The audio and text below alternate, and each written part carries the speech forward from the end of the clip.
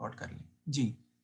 तो when there is already balance in asset account and provision for depreciation account, तो इस question में आपको सामने नजर आ रहा है कि आपका ऑलरेडी एसेट अकाउंट में कॉस्ट पड़ी हुई है कितने की 94500 की मशीनरी आपके पास पहले से अवेलेबल है। इसी तरह उस पर डेप्रिसिएशन भी पहले से पड़ी हुई है आपके पास कितनी 28350। फर्नीचर को just eradicate furniture, we are not concerned with the furniture because I am going to solve the question only regarding machinery currently. The following additions were made during the year. आवाज मेरी साफ आ रही है? जी sir. Okay. The following additions were made during the year. तो उसमें machinery पहले से पड़ी हुई 94500 की मैंने मजीद खरीदी है। 2012 का सवाल हमने सॉल्व करना है। मशीनरी खरीदी 16,000 की। फर्नीचर को मैं छोड़ रहा हूं अभी। एक मशीनरी मैंने सेल भी की है जो मैंने इसी साल सेल की है 360 की, जो कि मैंने परचेज की थी 1600 की 2008 में। डेप्रिसिएशन रेट जो मशीनरी का है वो 20% है, स्ट्रेट लाइन मेथड है और एनुअल बेसिस है। तो आसान टॉपिक है। सबसे मुश्किल कौन सा होता है, सबसे आसान कौन सा होता है? Straight line method annual basis. उसके बाद कौन सा मुश्किल होता है? Straight line method monthly basis, फिर diminishing balance method annual basis और फिर diminishing balance method monthly basis. ये उस टॉपिक्स की या क्वेश्चंस की तरतीब है जो डिफिकल्टी लेवल जिससे स्टार्ट होता है। मैं लिख रहा हूं ताकि आपको समझ आ जाए। सबसे आसान है जी straight line method annual basis, फिर straight line method monthly basis, फिर diminishing balance method annual basis. जो कॉम्प्लेक्सिटी की बात कर रहा हूं मैं कि कौन सा सबसे मुश्किल होता है, और diminishing balance method monthly basis सबसे मुश्किल होता है अगर आपका फाइनेंशियल ईयर नॉर्मल है। यहां पे अगर अब नॉर्मल हो जाए तो क्वेश्चन थोड़ा मुश्किल हो जाएगा। एबनॉर्मल फाइनेंशियल ईयर में आपका सवाल टफ हो जाता है। सर एबनॉर्मल फाइनेंशियल ईयर से क्या मुराद है? नॉर्मल फाइनेंशियल ईयर का मतलब है 1 जनवरी को हमारा साल स्टार्ट हो रहा है और खत्म हो रहा है 31 दिसंबर को। एबनॉर्मल फाइनेंशियल ईयर से मुराद है कि हमारा साल स्टार्ट हो रहा है 1 जुलाई को, 1 अगस्त को, किसी भी महीने में स्टार्ट हो रहा है और खत्म हो रहा है अगले साल उस डेट को, यानी 1 अप्रैल को स्टार्ट होता है और खत्म होता है 31 मार्च को, या 1 जुलाई को स्टार्ट होता है और खत्म होता है 30 जून को। तो ये आपके नॉर्मल फाइनेंशियल ईयर में आते हैं। और नॉर्मल फाइनेंशियल ईयर का सवाल सॉल्व करना डेफिनेटली मुश्किल होगा, मुश्किल होता है। उसको आपने ध्यान से करना है सवाल को सॉल्व। ठीक है जी, उसको हम देखते हैं कि हम कैसे इस क्वेश्चन को सॉल्व करेंगे। क्वेश्चन जिसका मिस हो जाएगा उसको प्रॉब्लम होगी क्योंकि सवाल ये टेक्निकल है। और राशिद भी जो है मैं देख रहा हूँ आ नहीं रहा क्लास में, उसको भी पूछता हूँ कि क्या प्रॉब्लम आ रही है। क्लासें मिस करेंगे तो फिर जारी बात है अगले चैप्टर, ये मुश्किल चैप्टर है, मैं पास पेपर स्टार्ट कराऊंगा तो पास पेपर विल बिकम सर। आप क्या रोहान की बात कर रहे हैं सर? हाँ सर वो रोहान के ना वो क्या नाम है, उसके नाना की डेथ हो गई थी तो वो गुजरावाला गया था। अच्छा अच्छा अच्छा अच्छा, आई सी, सही सही। नहीं बच्चे तो बाकी भी अमान है, असद है, साद है, और उसके अलावा अजैन जो है वो भी है, इंपॉर्टेंट है। राशिद क्यों नहीं आ रहा? राशिद का क्या चक्कर है? अरशद का, सॉरी। पता है आपको फखर? नहीं सर, मुझे अरशद का नहीं पता। मैसेज तो उसका मुझे आ रहा है मुस्तकिल कि सर मुझे लेक्चर भेज दीजिएगा, लेकिन क्लास में नहीं आ रहा। अच्छा खैर चलिए चलते हैं आगे सवाल की तरफ। ओ ये क्वेश्चन नहीं है, क्वेश्चन इधर ही है, ये क्वेश्चन है। कंपनी में, अच्छा कमाल की बात है कि सर आप अभी भी फ्रैंकफर्ट से करवा रहे हैं। This is the last question we are doing from Frankfurt, okay it's over now. क्यों सर? क्योंकि इस टाइप का क्वेश्चन फ्रैंकफर्ट में जो आया हुआ है, जिस टाइप के पेपर में सवाल आते हैं, ये वो टाइप है, लेकिन ये उसका सबसे आसान सवाल है। सर कैसे पता चला? या स्ट्रेट लाइन मेथड है और एनुअल बेसिस है और नॉर्मल फाइनेंशियल ईयर है, तो आसान ही होगा ना। स्ट्रेट लाइन मेथड है, एनुअल बेसिस है और normal financial year. Normal financial मतलब ये जनवरी में स्टार्ट हो रहा है सवाल 12 का और 31 दिसंबर 2012 को खत्म हो रहा है। सर इसमें नई चीज क्या है? नई चीज ये है when there is already balance in asset account and provision for depreciation account, आपके पास एसेट अकाउंट में और प्रोविजन फॉर डेप्रिसिएशन अकाउंट में पहले से बैलेंस मौजूद है। ये नया टॉपिक आया है, नंबर 1। नंबर 2, सवाल आपका एक ही साल का हुआ करेगा आपसे, आपने 3 सालों का 4 सालों का सवाल सॉल्व नहीं करना, क्योंकि पेपर में डेप्रिसिएशन का सवाल ए लेवल्स के अंदर आता है 1 साल का, क्यों 15 नंबर का सवाल होता है। 15 नंबर के सवाल में वो ज्यादा ईयर्स का क्वेश्चन नहीं दे सकते, तो question will be always prepared for only 1 year.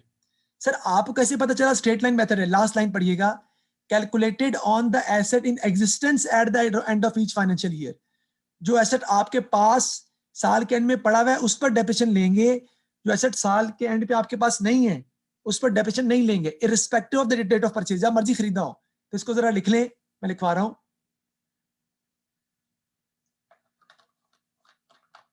लिख लें, calculate full year depreciation in the year of purchase and no depreciation in the year of sale. Calculate full year depreciation in the year of purchase and no depreciation in the year of sale. ये लिख लें, इस annual basis को ही कहते हैं ये। दोबारा repeat कर देता हूं, calculate full year depreciation in the year of purchase and no depreciation in the year of sale. Right, तो सबसे पहले हमने क्या बनाना है? Machinery count. मैं बनाना शुरू कर रहा हूं। मशीनरी काउंट हम बनाते हैं यहां पर, तो मैं यहां पे लिखूंगा जी मशीनरी काउंट। इधर मैं अपने डॉलर के साइन डाल देता हूं,